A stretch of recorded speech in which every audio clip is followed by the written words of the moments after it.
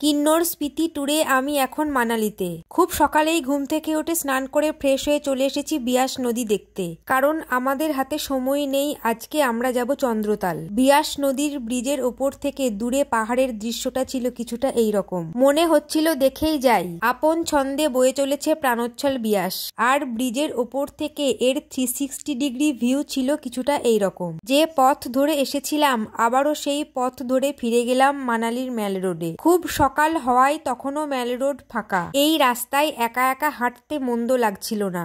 ম্যাল থেকেও দূর পাহাড়ের দৃশ্য ছিল দেখবার মতো। হোটেল রেস্টুরেন্টের পাশাপাশি এই ম্যাল রোডে প্রচুর বাইক রেন্টে পাওয়া যায়। অবশ্য বাইক রেন্টে নিতে গেলে লাইসেন্স ও পাহাড়ি রাস্তায় বাইক চালানোর দক্ষতা থাকা প্রয়োজন। হোটেলে ফিরে এসে জ্যাম পাউরুটি, আলুর পরোটা, চা, আচার ও টক দই দিয়ে ব্রেকফাস্ট করে নিলাম।